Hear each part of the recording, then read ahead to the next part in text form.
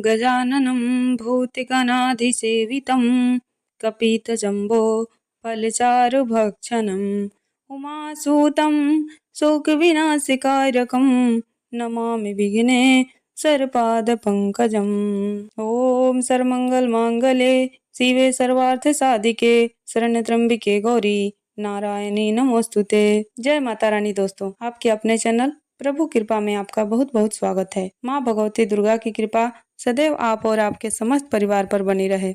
दोस्तों, आज की वीडियो में आप श्री सत्यनारायण भगवान के कथा सुनने वाले हैं, तो प्रेम से बोलिए श्री सत्यनारायण भगवान की जय। आप सभी को पूर्णिमा की हार्दिक शुभकामनाएं। आज के इस वीडियो में सुनिए पूर्णिमा के दिन सुनी जाने वाली श्री सत्यनारायण भगवान की संपूर्ण कथा और आरती। अब भगवान श्री गणेश का नाम लेकर कथा प्रारंभ करते हैं। प्रेम से बोलिए विघ्नहर्ता भगवान गणेश की जय, श्री सत्यनारायण भगवान की जय। पहला अध्याय। एक समय नैमिषारण्य तीर्थ में शौनक आदि सभी ऋषियों और मुनियों ने पुराण शास्त्र के वेता श्री सूत जी महाराज से पूछा, हे महामुनि, किस व्रत अथवा तपस्या से मनवांछित फल प्राप्त होता है, उसे हम सब सुनना चाहते हैं। श्री सूत जी बोले, इसी प्रकार देवर्षि नारद जी के द्वारा भी पूछे जाने पर भगवान श्री कमलापति जी ने उनसे जैसा कहा था मैं उसे कह रहा हूँ, आप लोग सावधान होकर सुनिए। एक समय जोगी नारद जी लोगों के कल्याण की कामना से विविध लोकों में भ्रमण करते हुए पृथ्वी लोक में आए और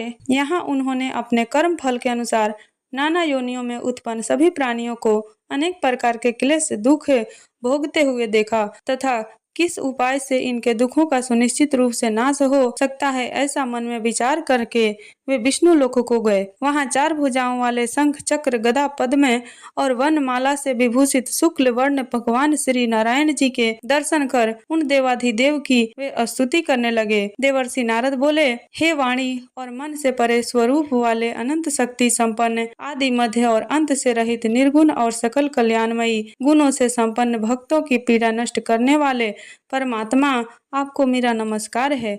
स्तुति सुनने के पश्चात भगवान श्री हरि ने देवर्षि नारद से कहा कि हे महाभागे, आप किस प्रयोजन से यहाँ आए हैं, आपके मन में क्या है। तब देवर्षि नारद कहने लगे, पृथ्वी लोक में अपने पाप कर्मों के द्वारा विभिन्न योनियों में उत्पन्न सभी लोग बहुत प्रकार के क्लेश से दुखी हो रहे हैं। प्रभु, किस लघु उपाय से उनके कष्टों का निवारण हो सकेगा? यदि आपकी कृपा मेरे ऊपर हो तो वह सब मैं सुनना चाहता हूँ। आप कृपा पूर्वक यह सब मुझे बताइए। तब श्री भगवान ने कहा, हे वत्स, संसार के ऊपर अनुग्रह करने की इच्छा से आपने बहुत अच्छी बात पूछी है। जिस व्रत के करने से प्राणी मोह से मुक्त हो जाता है उसे मैं आपको बताता हूँ, सुनिए। हे वत्स, स्वर्ग और पृथ्वी लोक में दुर्लभ भगवान सत्यनारायण का यह महान व्रत है। आपके स्नेह के कारण इस समय मैं उसे कह रहा हूँ। अच्छी प्रकार विधि विधान से भगवान सत्यनारायण जी का व्रत करके मनुष्य शीघ्र ही सुख पा सकता है, परलोक में मोक्ष प्राप्त कर सकता है। भगवान की ऐसी वाणी सुनकर देवर्षि नारद कहने लगे, हे प्रभु, इस व्रत को करने का फल क्या है, इसका विधान क्या है, इस व्रत को किसने किया और इसे कब करना चाहिए, यह सब भी विस्तार पूर्वक बतलाइए। तब भगवान श्री हरि कहने लगे, यह सत्यनारायण जी का व्रत दुख शोक आदि का शमन करने वाला, धन धान्य की वृद्धि करने वाला, सौभाग्य और संतान देने वाला तथा सर्वत्र विजय प्रदान करने वाला है। जिस किसी भी दिन भक्ति और श्रद्धा से समन्वित होकर मनुष्य ब्राह्मणों और बंधु बांधव के साथ धर्म में तत्पर होकर सायंकाल में भगवान श्री सत्यनारायण जी की पूजा करें, नैवेद्य के रूप में उत्तम कोटि के भोजनीय पदार्थों को सर्वथा मात्रा में भक्ति पूर्वक अर्पित करना चाहिए। केले के फल, घी, दूध, गेहूं का चूर्ण अथवा गेहूं के चूर्ण के भाव में साठी का चूर्ण, शक्कर या गुड़, ये सब योग्य सामग्री सवाया मात्रा में एकत्रित कर निवेदित करनी चाहिए। बंधु बांधव के साथ श्री सत्यनारायण भगवान जी की कथा सुनकर ब्राह्मणों को भोजन कराना चाहिए। भक्ति पूर्वक प्रसाद ग्रहण करके नृत्य गीत आदि का आयोजन करना चाहिए। इसके पश्चात भगवान श्री सत्यनारायण का स्मरण करते हुए अपने घर को जाना चाहिए। ऐसा करने से मनुष्यों की मनोकामना अवश्य पूर्ण होती है। विशेष रूप से कलयुग में पृथ्वी लोक पर यह सबसे छोटा और सरल उपाय है। दूसरा अध्याय। श्री सूत जी ने कहा, हे ऋषियों, जिन्होंने पहले समय में इस व्रत को किया है उसका इतिहास भी बताता हूँ, आप सब ध्यान पूर्वक सुने। सुंदर काशीपुरी नगरी में एक अत्यंत निर्धन ब्राह्मण रहता था। वह ब्राह्मण भूख और प्यास से बेचैन होकर पृथ्वी पर घूमता रहता था। ब्राह्मणों से प्रेम करने वाले श्री विष्णु जी ब्राह्मण को देखकर एक दिन बूढ़े ब्राह्मण का रूप धारण कर ब्राह्मण के पास जाकर आदर के साथ पूछने लगे, हे विप्रदेव, तुम नित्य ही दुखी होकर पृथ्वी पर क्यों घूमते हो? तब उस ब्राह्मण ने कहा, मैं भिक्षा के लिए पृथ्वी पर विचरता हूँ। हे भगवान, यदि आप इससे छुटकारा पाने का कोई उपाय जानते हो तो कृपा कर मुझे बताइए। वृद्ध ब्राह्मण का रूप धारण किए श्री विष्णु जी ने कहा, हे ब्राह्मण, श्री सत्यनारायण भगवान मनवांछित फल देने वाले हैं, इसलिए तुम उनका पूजन करो, इससे मनुष्य सब दुखों से मुक्त हो जाता है। ब्राह्मण को व्रत का सारा विधान बताकर बूढ़े ब्राह्मण का रूप धारण करने वाले श्री भगवान जी अंतर्ध्यान हो गए। जिस व्रत को वृद्ध ब्राह्मण ने बताया है, मैं उसे अवश्य करूंगा, ऐसा निश्चय कर वह ब्राह्मण घर चला गया। अगले दिन वह जल्दी उठा और श्री सत्यनारायण जी का व्रत करने का निश्चय कर भिक्षा मांगने के लिए जल्दी चल दिया। उस दिन उसके भिक्षा में बहुत सारा धन मिला, जिससे उसने पूजा का सामान खरीदा और घर जाकर अपने बंधु बांधव के साथ श्री सत्यनारायण जी का व्रत किया। ऐसा करने से वह ब्राह्मण सब दुखों से छूटकर अनेकों प्रकार के सुख समृद्धि से युक्त हुआ। तभी से वह ब्राह्मण हर मास यह व्रत करने लगा। इसी प्रकार श्री सत्यनारायण जी के व्रत को जो शास्त्र विधि के अनुसार करेगा, वह सब पापों से मुक्त होकर मोक्ष को प्राप्त हो जाएगा। आगे भी जो मनुष्य पृथ्वी पर श्री सत्यनारायण जी का व्रत करेगा, वह सब दुखों से छूट जाएगा। इस तरह नारद जी से सत्यनारायण भगवान का कहा हुआ व्रत मैंने आपसे कहा। तब ऋषियों ने कहा, हे मुनीश्वर, संसार में इस विप्र से सुनकर किस किस ने इस व्रत को किया, यह भी हम सब सुनना चाहते हैं। तब श्री सूत जी महाराज कहने लगे, हे मुनियों, जिस जिस प्राणी ने इस व्रत को किया है, उन सबकी कथा भी सुनो। एक समय वह ब्राह्मण धन और ऐश्वर्य के अनुसार बंधु बांधव के साथ व्रत पूजन कर रहा था कि उसी समय एक लकड़हारा आया। उसने लकड़ियां बाहर रख दी और ब्राह्मण के घर में चला गया। प्यास से व्याकुल लकड़हारे ने ब्राह्मण को व्रत करते हुए देखा तो वह अपनी प्यास को भूल गया। उसने ब्राह्मण को नमस्कार किया और पूछा कि ब्राह्मण देवता, आप यह किसका पूजन कर रहे हैं? इस व्रत को करने से क्या फल मिलता है? कृपा कर मुझे भी बताइए। तब ब्राह्मण ने कहा, सब मनोकामना को पूर्ण करने वाला यह श्री सत्यनारायण जी का व्रत है। इनकी ही कृपा से मेरे यहाँ धन धान्य आदि की वृद्धि हुई है। विप्र से इस व्रत के बारे में जानकर वह लकड़हारा बहुत प्रसन्न हुआ। भगवान का चरणामृत लेकर और भोजन करने के बाद वह अपने घर को चला गया। अगले दिन लकड़हारे ने अपने मन में निश्चय किया कि आज गांव में लकड़ी बेचने से जो भी धन मिलेगा, मैं उसी से भगवान सत्यनारायण का उत्तम व्रत करूंगा। ऐसा मन में विचार कर वह लकड़हारा लकड़ियां लेकर अपने सिर पर रखकर जिस नगर में धनवान लोग रहते थे वहां चला गया। उस दिन लकड़हारे को लकड़ियों के बदले चौगुना दाम मिला। अब वह बूढ़ा लकड़हारा बहुत प्रसन्न होकर केले, शक्कर, शहद, घी, दूध, दही और गेहूं का चूर्ण इत्यादि श्री सत्यनारायण भगवान के व्रत की सभी सामग्री लेकर अपने घर आ गया। फिर उसने अपने बंधु बांधव को बुलाकर विधि विधान के साथ भगवान की पूजा और व्रत किया। उस व्रत के प्रभाव से वह बूढ़ा लकड़हारा धन, पुत्र आदि से युक्त हुआ और संसार के समस्त सुख भोग कर वैकुंठ को चला गया। तीसरा अध्याय। श्री सूत जी ने कहा, है श्रेष्ठ मुनियों, अब एक और कथा कहता हूँ। पूर्व काल में उल्का मुख नाम का एक बुद्धिमान राजा था। वह सत्यवक्ता और जितेंद्रिय या प्रतिदिन मंदिरों में जाता और गरीबों को धन देकर उनके कष्ट दूर किया करता था। उसकी पत्नी सुंदर और सती साध्वी थी। भद्रशिला नदी के तट पर उन दोनों ने श्री सत्यनारायण भगवान जी का व्रत किया। साधु नामक एक वैश्य राजा को व्रत करते देखकर उनसे पूछने लगा, हे राजन, भक्ति युक्त मन से आप यह क्या कर रहे हैं? मेरी सुनने की इच्छा है। तब महाराज उल्कामुख ने कहा, हे साधु वैश्य, मैं अपने बंधु बांधव के साथ संतान प्राप्ति के लिए महाशक्तिमान सत्यनारायण भगवान जी का व्रत और पूजन कर रहा हूँ। तब उसने कहा, हे राजन, मुझे भी इस सब का विधि विधान बतलाइए। मैं भी आपके कही अनुसार इस व्रत को करूंगा। मुझे कोई संतान नहीं है और मुझे विश्वास है कि इससे निश्चय ही मेरे यहाँ भी संतान होगी। राजा से सब विधान सुनकर व्यापार से निवृत्त होकर यह वैश्य खुशी खुशी अपने घर आ गया। वैश्य ने अपनी पत्नी लीलावती से संतान देने वाले उस व्रत का समाचार सुनाया और निश्चय किया कि जब हमारे यहाँ संतान होगी तब मैं भी इस व्रत को करूंगा। एक दिन उसकी पत्नी लीलावती सांसारिक धर्म में प्रवृत्त होकर गर्भवती हो गई। उसने एक सुंदर कन्या को जन्म दिया। कन्या का नाम कलावती रखा गया। इसके बाद लीलावती ने अपने पति को याद दिलाया कि आपने जो भगवान का व्रत करने का संकल्प लिया था, अब आप उसे पूरा कीजिए। साधु वैश्य ने कहा, हे प्रिय, मैं कन्या के विवाह पर इस व्रत को अवश्य करूंगा। इस प्रकार अपनी पत्नी को आश्वासन देकर वह व्यापार करने चला गया। काफी दिनों के बाद वह लौटा तो उसने नगर में सखियों के साथ अपनी पुत्री को खेलता देखा। वैश्य ने तुरंत कलावती के लिए कोई सुयोग्य वर की तलाश की। कंचन नगर के एक सुयोग्य वाणिक पुत्र से अपने बंधु बांधव सहित प्रसन्न मन से अपनी पुत्री का विवाह उसके साथ कर दिया। वैसे विवाह के समय भी श्री सत्यनारायण भगवान का व्रत करना भूल गया। इस पर श्री सत्यनारायण भगवान की लीला हुई। अपने कार्य में कुशल साधु नामक वैश्य अपने जमाता सहित नाव को लेकर व्यापार करने के लिए समुद्र के समीप स्थित रत्नसरपुर नगर में गया।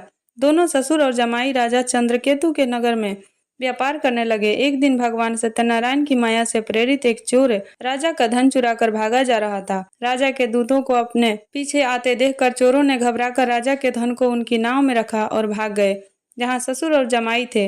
राजा के दूतों ने जब धन को उनकी नाव में रखा देखा तो पकड़कर राजा के पास जाकर कहने लगे, महाराज, हम यह 2 चोर पकड़कर लाए हैं, आप आज्ञा दीजिए। राजा ने कारागार में डालने की आज्ञा दे दी। इस प्रकार राजा की आज्ञा से उनको कठिन कारावास में डाल दिया गया तथा उनका सारा धन भी ले लिया गया। सत्यनारायण भगवान जी की लीला के अनुसार साधु वैश्य की पत्नी लीलावती और पुत्री कलावती भी घर पर बहुत दुखी हुई। उनके घर में रखा हुआ सारा धन चोर चुरा कर ले गए। एक दिन शारीरिक और मानसिक पीड़ा से और भूख प्यास से अति दुखित होकर भोजन की चिंता में कलावती एक ब्राह्मण के घर गई। उसने श्री सत्यनारायण भगवान का व्रत होते देखा। उसने कथा सुनी और प्रसाद ग्रहण कर रात को घर आई। तब माता ने कलावती से पूछा, हे पुत्री, तू अब तक कहाँ रही और तेरे मन में क्या है? तब कलावती कहने लगी, हे माता, मैंने श्री सत्यनारायण भगवान का व्रत होते देखा है। तब कलावती के वचन सुनकर लीलावती ने सत्यनारायण भगवान जी के पूजन की तैयारी की। उसने परिवार और बंधु बांधव सहित मिलकर श्री सत्यनारायण भगवान जी का पूजन और व्रत किया। मनोकामना मांगी कि मेरे पति और दामाद शीघ्र ही घर लौट आएं। साथ ही उसने प्रार्थना भी की कि हे प्रभु, हम सबके अपराध क्षमा कीजिए। श्री सत्यनारायण भगवान जी इस व्रत से संतुष्ट हो गए। उन्होंने राजा चंद्रकेतु को स्वप्न में दर्शन देकर कहा, हे राजन, जिन दोनों वैश्य को तुमने बंदी बना रखा है वे निर्दोष हैं, उन्हें प्रातः काल ही छोड़ देना। राजा से ऐसा कहकर भगवान अंतर्ध्यान हो गए। प्रातः काल राजा चंद्रकेतु ने सभा में सभी को अपना स्वप्न सुनाया और सैनिकों को आज्ञा दी कि दोनों को कारागार से मुक्त कर सभा में लाया जाए। दोनों ने आते ही राजा को प्रणाम किया। तब राजा उनसे कहने लगे, हे महानुभाव, तुम्हें अज्ञानतावश ऐसा दुख प्राप्त हुआ है। अब तुम्हें कोई भय नहीं है, अब तुम दोनों मुक्त हो। ऐसा कहकर राजा ने उन्हें नए नए वस्त्र आभूषण दिए और उनका जितना धन लिया था उसे दोगुना कर उन्हें आदर और सम्मान से विदा कर दिया। इस प्रकार दोनों वैश्य अपने घर को चल दिए। चौथा अध्याय। श्री सूत जी ने कहा, वैश्य और उसके जमाई ने मंगलाचार करके यात्रा आरंभ की और अपने नगर की ओर चल पड़े। थोड़ी ही दूर आगे बढ़े थे कि एक दंडी वैश्यधारी श्री भगवान जी उन्हें मिले और उनसे पूछने लगे, हे वैश्य, तेरी नाव में क्या है? अभिमानी वाणी हंसता हुआ कहने लगा, हे दंडी, आप क्यों पूछते हैं? क्या धन लेने की इच्छा है? मेरी नाव में तो बेल और पत्ते भरे हैं। वैश्य के कठोर वचन सुनकर दंडी रूप में भगवान ने कहा, तुम्हारा वचन सत्य हो। ऐसा कहकर वे वहां से कुछ दूर जाकर समुद्र के किनारे बैठ गए। दंडी महाराज के जाने के पश्चात वैश्य ने नित्य क्रिया से निवृत्त होकर के बाद जब नाव को ऊंची उठी देखा तो बड़ी हैरानी हुई और नाव में बेल पत्ते आदि देखकर मूर्छित होकर जमीन पर गिर पड़ा। होश आने पर अत्यंत शोक प्रकट करने लगा।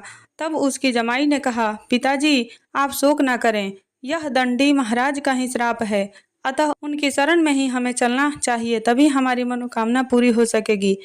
जमाई के वचन सुनकर दंडी महाराज के पास पहुंचा और भक्ति भाव से उन्हें प्रणाम करके कहने लगा, हे प्रभु, मैंने जो आपसे असत्य वचन कहे थे उनके लिए मुझे क्षमा कर दीजिए।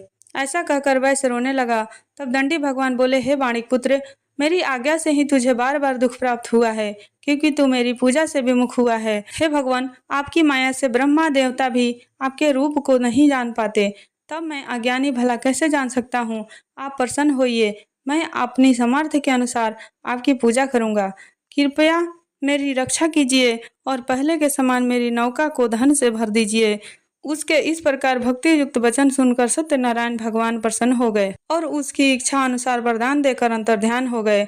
तब ससुर और जमाई दोनों ने नाव पर आकर देखा कि नाव तो धन से भरी हुई थी। फिर वह भगवान सत्यनारायण जी का पूजन करके अपने जमाई सहित अपने नगर की ओर चल पड़ा। जब वह अपने नगर के निकट पहुंचा तब उसने एक दूत को अपने घर भेज दिया। दूत ने वैश्य के घर जाकर उसकी पत्नी को नमस्कार किया और कहने लगा, आपके पति अपने दामाद सहित इस नगर के समीप आ गए हैं। लीलावती और उसकी कन्या कलावती उस समय भगवान पूजन कर रही थी। दूत का वचन सुनकर साधु की पत्नी ने बड़े हर्ष के साथ सत्यदेव का पूजन पूर्ण किया और अपनी पुत्री से कहने लगी, मैं अपने पति के दर्शन को जाती हूँ, तू भी पूजा समाप्त कर शीघ्र आ जाना। परंतु कलावती पूजन और प्रसाद छोड़कर जल्दी जल्दी अपने पति के दर्शन करने के लिए चली गई, परंतु उसको पति के दर्शन प्राप्त ही नहीं हुए। नौका डूब गया। नौका को डूबा हुआ और कन्या को रोती हुई देखकर वेश्या दुखी होकर कहने लगी, हे प्रभु, मुझसे या मेरे परिवार से जो भूल हुई है उसे क्षमा कीजिए। इस प्रकार वह रोने लगी। उसके दीन वचन सुनकर सत्यनारायण भगवान फिर से प्रसन्न हो गए। तभी आकाशवाणी हुई, हे वैश्य, तेरी कन्या प्रसाद छोड़कर आई है, इसका पति इसी कारण अदृश्य हो गया है। अब यदि तेरी कन्या घर जाकर प्रसाद खाकर लौटे तो इसका पति इसे अवश्य मिल जाएगा। आकाशवाणी सुनकर कलावती ने घर पहुंचकर पूजन विधिवत समाप्त किया और प्रसाद ग्रहण करके अपने पति के दर्शन के लिए तत्पश्चात वैश्य ने प्रसाद ग्रहण करके अपने पति के दर्शन किए। तत्पश्चात वैश्य ने वह बंधु बांधव सहित भगवान सत्यनारायण का विधि पूर्वक पूजन किया और वह इस लोक के सभी सुख भोग कर अंत में स्वर्ग लोक को चला गया। 5वां अध्याय। श्री सूत जी ने आगे कहा, हे ऋषियों, मैं एक और कथा भी कहता हूँ। प्रजा पालन में लीन तुंगध्वज नाम का एक राजा रहा करता था। उसने भगवान सत्यनारायण का प्रसाद त्याग कर बहुत दुख पाया। एक समय राजा वन में वन्य पशुओं को मारकर वट के वृक्ष के नीचे आया। वहां उसने ग्वालों को भक्ति भाव से बंधु बांधव सहित श्री सत्यनारायण जी का व्रत पूजा करते देखा, परंतु राजा यह सब देख कर भी अभिमान बस न तो वहां गया और न ही सत्यनारायण भगवान को प्रणाम किया। जब ग्वालों ने भगवान जी का प्रसाद उसके सामने रखा तो वह प्रसाद त्याग कर अपने नगर को चला गया। नगर में पहुंचकर उसने देखा कि उसका सब कुछ नष्ट हो गया है। वह समझ गया कि यह सब भगवान सत्यनारायण ने ही किया है। तब वह वापस उसी स्थान पर आया और ग्वालों के पास गया और विधि पूर्वक पूजन कर प्रसाद ग्रहण किया तो सत्यनारायण भगवान की कृपा से सब कुछ पहले जैसा हो गया और फिर वह सारे सुख भोग कर अंत में स्वर्ग लोक को चला गया। जो मनुष्य इस परम दुर्लभ व्रत को करेगा, श्री सत्यनारायण भगवान की कृपा से उसे धन धान्य की प्राप्ति होगी। इस व्रत के प्रभाव से निर्धन धनी बंदी बंधन से मुक्त होकर निर्भय हो जाता है। निसंतानों को संतान प्राप्ति होती है और सभी मनोरथ पूर्ण होकर अंत में वह वैकुंठ धाम को जाता है। जिन्होंने पहले इस व्रत को किया, अब उनके दूसरे जन्म की कथा भी सुनिए। सतानंद नामक ब्राह्मण ने सुदामा के रूप में जन्म लेकर भगवान कृष्ण की भक्ति कर मोक्ष प्राप्त किया। उल्का मुख नाम के महाराज राजा दशरथ बने और श्री रंगनाथ जी का पूजन कर वैकुंठ को प्राप्त हुए।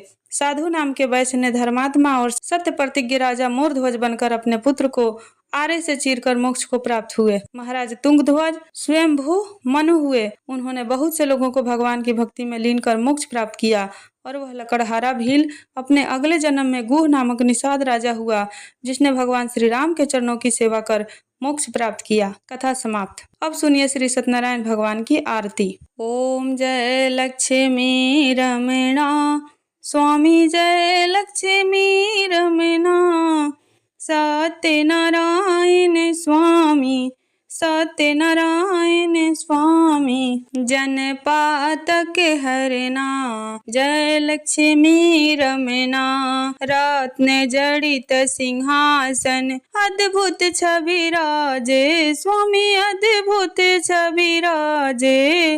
नारद करत निरंतर घंटा ध्वनि बाजे। ओम जय लक्ष्मी रमणा। प्रगट भये कलि कारण द्विज को दर्श दिए स्वामी, द्विज को दर्श दिए। बूढ़ो ब्राह्मण बन के कंचन महल कियो। ओम जय श्री लक्ष्मी रमणा। दुर्बल भील कराल जिन पर कृपा करी, चंद्रचूड़ के राजा जिनकी विपद हरी। जय लक्ष्मी रमणा। वैसे मनोरथ पायो श्रद्धा तज दिन ही, सो फल भाग्यो प्रभु जी फिर स्तुति किन्ही। जय लक्ष्मी रमणा। भव भक्ति के कारण छिन छिन रूप धरो स्वामी छिन छिन रूप धरो, सरधा धारण कीन्ही सरधा धारण कीन्ही, तिनको कारज सरयो। जय लक्ष्मी रमना ग्वाल बाल संग राजा, वन में भक्ति करी स्वामी वन में भक्ति करी, मन वांछित फल दीन हो मन वांछित फल दीन हो, दीन दयाल हरि। जय लक्ष्मी रमना चढ़त प्रसाद सवायो, कदली फल मेवा स्वामी कदली फल मेवा, धूप दीप तुलसी से धूप दीप तुलसी से, राजी सत सेवा। ओम जय लक्ष्मी रमना श्री सत्यनारायण जी की आरती, जो कोई नर गावे। श्री सत्यनारायण जी की आरती, जो कोई नर गावे। स्वामी जो कोई नर स्वामी प्रेम सहित गावे, रिद्धि सिद्धि सुख संपत्ति, मन वांछित फल पावे। जय लक्ष्मी रमना स्वामी जय लक्ष्मी रमना। तो दोस्तों मिलते हैं नेक्स्ट वीडियो में, तब तक के लिए राधे राधे।